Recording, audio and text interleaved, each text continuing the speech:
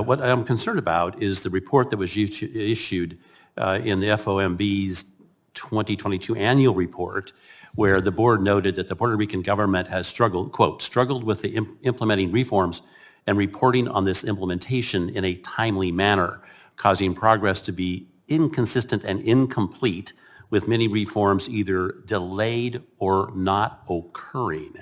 And it goes on to talk about we could talk about the implications this has when it comes to trying to obtain money from FEMA, which the structure you referred to a couple of times where the money is actually given out first and then reporting follows. And I also have here a report, FEMA did not effectively manage disaster case management program funds in Hurricane Maria recovery services.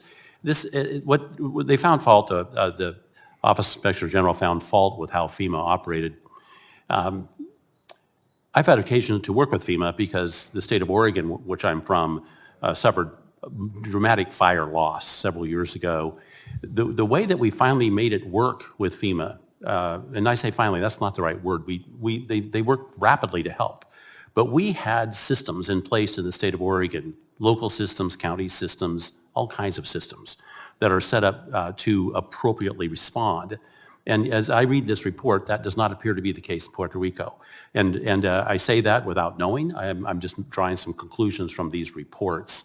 But what I really would like you to address is the FOMB's 2022 annual report, where it says that the Puerto Rican government has struggled with implementing reforms and reporting on this implementation in a timely manner, causing progress to be inconsistent and incomplete. Why does that report say that? And can you explain why?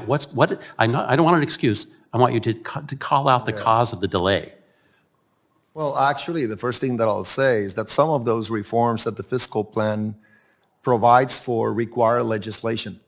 And but the oversight board doesn't have the power under PROMESA to impose legislation. So the fiscal plan, to the extent it requires legislation, it depends on the will of the legislature for that to happen or not. So that's the first question I'll say. Some of the reforms call for administrative action. There has been undeniable progress in complying with board requirements. The transparency that you see in Puerto Rico, you have never seen before. 3 financial statements, audited financial statements, have been published since the beginning of my tenure, and we will be up to date by May of next year. All our financial statements, audited financial statements, will be published. That's an incredible progress for Puerto Rico.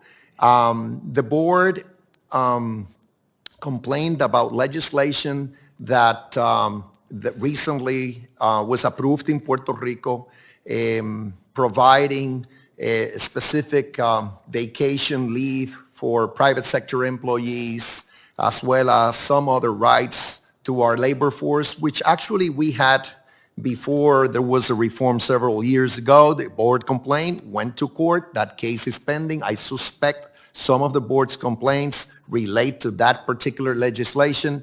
But in terms of my administration's dealings with the board, we have an effective relationship. We don't agree always, and there are disagreements, but there has been an improvement. Thank you, Governor. I yield.